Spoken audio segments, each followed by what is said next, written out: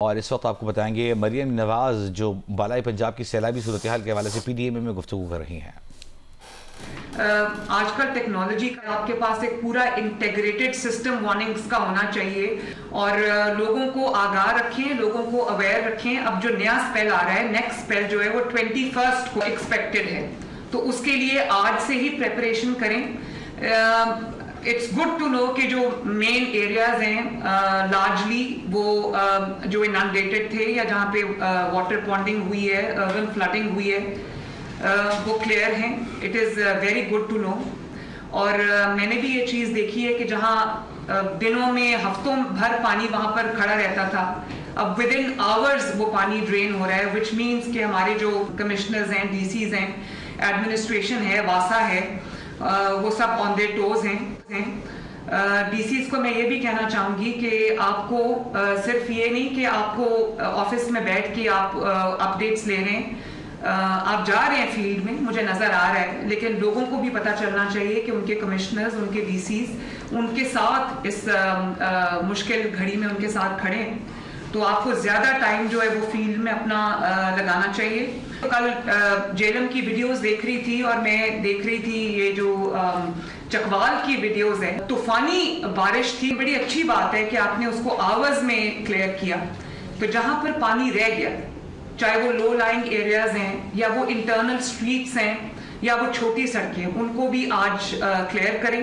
اور آج چکوال، پنڈی، اٹک اور جیلم 100% کلیئر ہونا چاہیے۔ ایک اور میں نے انسٹرکشن دی ہے، میں تمام ڈی سیز کو ابھی بھی انسٹرکشن یہ ریٹن میں بھی جا رہی ہے کہ جو پرائیویٹ ہاؤسنگ سوسائٹیز ہیں ان کو ہم ان کے جو ریزیڈنٹس ہیں ان کو ہم ان اونرز کے رحم و کرم پہ یا ایپتھی کے رحم و کرم پہ نہیں چھوڑ سکتے۔ ہمیں ان کو یہ ذمہ داری دینی چاہیے اور وارننگ دینی چاہیے کہ وہ اپنی مشینری ڈپلوائے کریں، اپنا ہیومن ریسورس ڈپلوائے کریں، اور وہاں پر کہیں پر ہمیں انانڈیشن نظر نہیں آنی چاہیے، واٹر پونڈنگ نہیں نظر آنی چاہیے۔ یہ بھی کمشنرز اور ڈی سیز کی رسپانسبلٹی ہے۔ دوسرا جو بہت سارے جیسے حافظ آباد ہے، وہاں پر جو رائس کراپ ہے اور باقی جگہوں پہ جو کراپس ہیں وہ ڈیمیج ہوئے ہیں، تو جو ہمارے انفراسٹرکچر کے ڈیمیجز ہیں ان کی بھی ساتھ ساتھ جو ہے وہ پوری لسٹ بننی چاہیے۔ سی این ڈبلیو بھی جو منسٹر ہیں سی این ڈبلیو کے secretary C N W, I am happy کہ وہ دن اور رات وہ رہے ہیں اور ڈیمیجز کو دیکھتے رہے ہیں، تو کراپ کی جو ڈیمیج ہے، اسیسمنٹ ہے، وہ بھی آپ نے پوری کرنی ہے اپنے اپنے ڈسٹرکٹس کے اندر، تاکہ ہم جو کسان ہیں اس کو کمپنسیٹ کر سکیں۔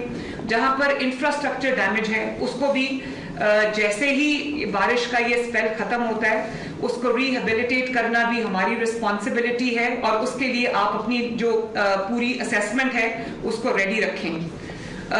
جہاں پہ جو ہائی رسک ایریاز ہیں ان میں اگر آپ کو ایویکیویشن کرنی ہے تو وہ ایویکیویشن جو ہے وہ ٹائملی ہونی چاہیے، تاکہ کوئی جو جانی نقصان ہے، جو لاس آف پریشس لائفز ہے، وہ نہ ہو۔ اس کے لیے آپ کو میں بار بار یہی بات کہہ رہی ہوں کہ آپ کو عوام کے ساتھ اپنی کمیونیکیشن اور ارلی وارننگ جو ہے وہ اس سسٹم کو بہت زیادہ ایکٹیویٹڈ رکھنا چاہیے۔ مجھے نظر آنا چاہیے کہ آپ عوام سے بات کر رہے ہیں۔ آپ نے کہا کہ ہم جو ہے وہ ہم نے امپلیمنٹ کر دی ہے، تو 144 کا مطلب یہ نہیں کہ آپ نے امپلیمنٹ کر دی اور آپ گھر پہ بیٹھ جائیں۔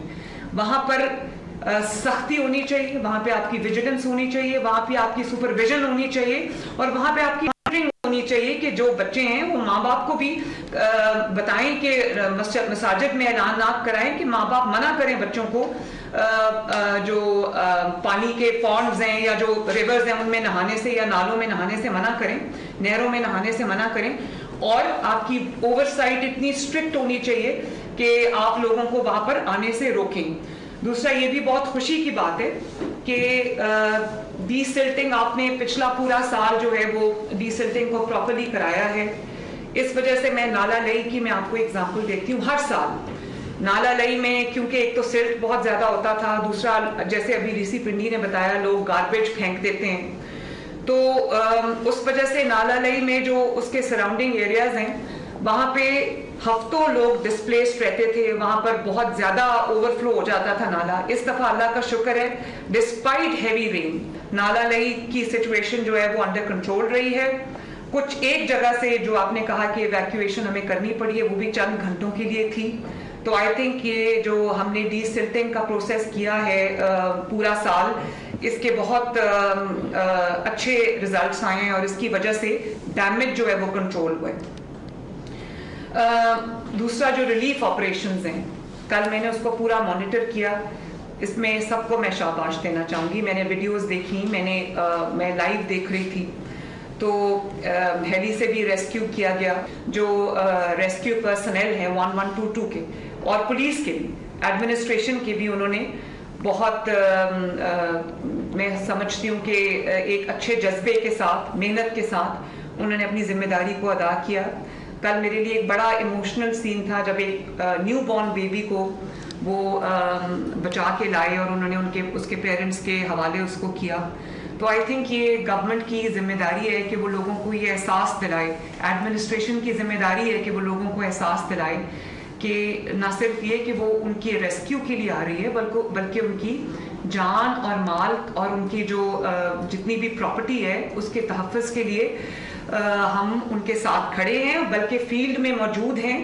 آپ کی پریپیئرڈنیس اچھی ہونی چاہیے. جہاں پہ آپ کو بوٹس چاہیے آپ پی ڈی ایم اے سے رابطہ کریں, آپ کو مل جائیں گی. بلکہ ہیں بھی تو اپنی جو نیکسٹ اسپیل آ رہا ہے اس کے لیے آپ کے پاس سفیشینٹ بوٹس ہونے چاہیے, سفیشینٹ لائف سیونگ اکوپمنٹ ہونا چاہیے, لائف جیکٹس ہونی چاہیے. یہ جتنا بھی لائف لاس ہوا ہے وہ ایک نیچرل ڈیزاسٹر کی وجہ سے ہوا ہے.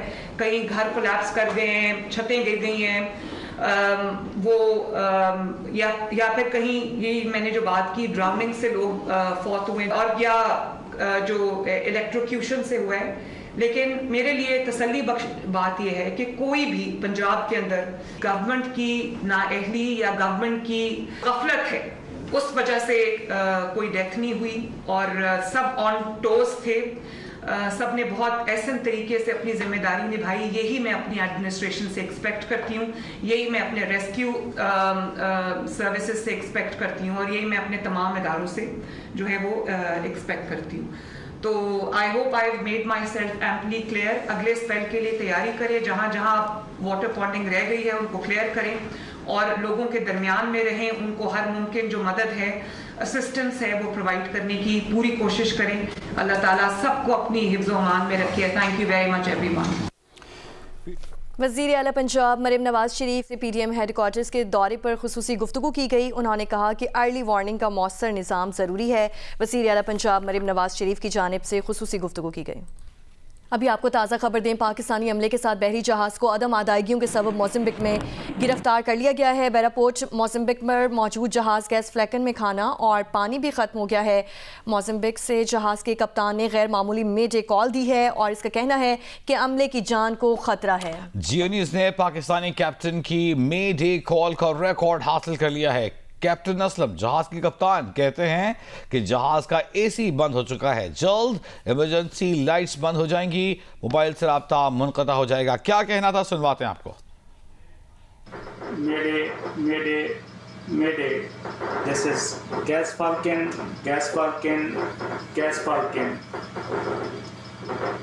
Vessel at Beira Anchorage near Papa Pilot Station. We are out of supplies of fresh water, drinking water, food and diesel. Request immediate disembarkation of all crew from the vessel. اسی معاملے پر بات کریں گے. ہمارے ساتھ موجود ہیں نمائندہ خصوصی جیو نیوز علی عمران. علی, بتائیے گا کیا صورتحال ہے؟ جی, یہ اب بڑا کنٹراسٹ ہے کہ اس جہاز پہ انڈیا کا بھی کرو تھا, لیکن انڈیا کا جو directorate of port and shipping ہے وہ اپنے کرو کو وہاں سے بحفاظت واپس انڈیا لے جانے میں کامیاب ہوا ہے, جبکہ ہمارا جو کرو ہے اس نے D G port and shipping سے رابطہ کیا ہے عالیہ شاہد سے, جواب نہیں مل رہا.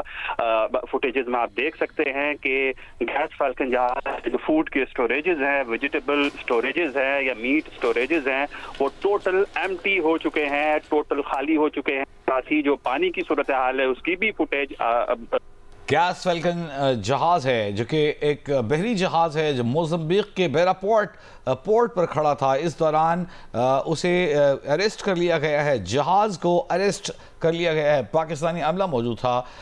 وہ جو ابھی موجود ہے, گیس سپلائز ڈیزل ہے وہ ختم ہو چکا ہے, پانی فریش واٹر ختم ہو چکا ہے, کھانے پینے کی اشیاء ختم ہو چکی ہیں. غیر معمولی میڈے کال جہاز کے کپتان محمود اسلم نے دی ہے اور علی عمران سے ہم کوشش کریں گے کہ ایک بار پھر رابطہ ہو. عالیہ شاہد صاحبہ سے رابطہ کرنے کی کوشش کی گئی جہاز کے کپتان کی جانب سے, لیکن کوئی جواب ان کی جانب سے موصول نہیں ہوا ہے. جہاز پر سوار بھارتی کرو کو لے جایا گیا ہے. پاکستانی ڈی جی پورٹس عالیہ شاہد سے کوشش کی گئی رابطہ کرنے کی, لیکن رابطہ نہیں ہوا ہے جہاز کے کپتان کا.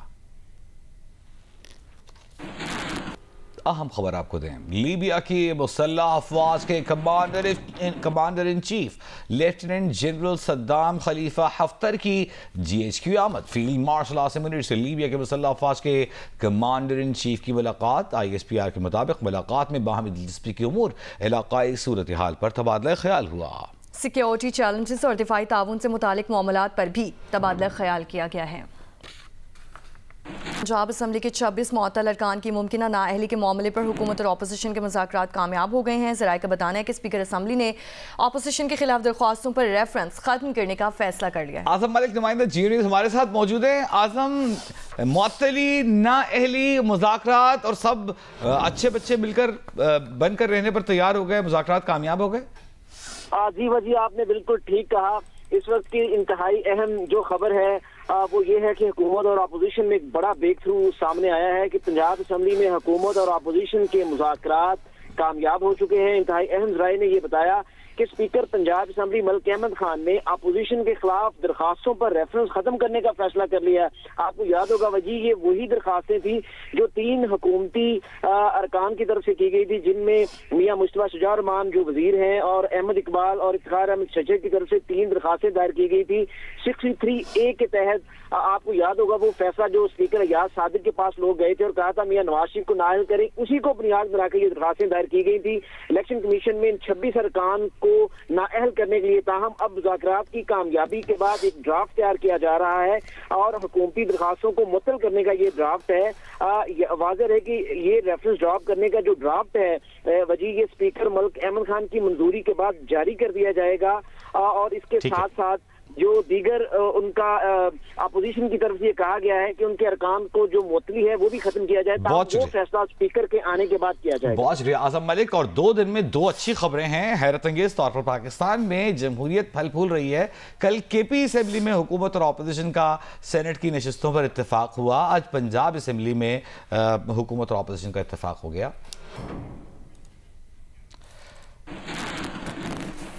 اور چینی کے حوالے سے آپ کو اپڈیٹ کریں. چینی کی قیمت کم ہونے کے بجائے مسلسل بڑھ رہی ہے, لیکن ادارہ شماریات کا کچھ اور ہی کہنا ہے. ادارہ شماریات کہتا ہے کہ ملک میں چینی کی اوسط قیمت 188 روپے 4 پیسے فی کلو پر آ گئی ہے. ادارہ شماریات کے مطابق ایک ہفتے میں چینی کی اوسط قیمت میں 40 پیسے فی کلو کمی ہوئی.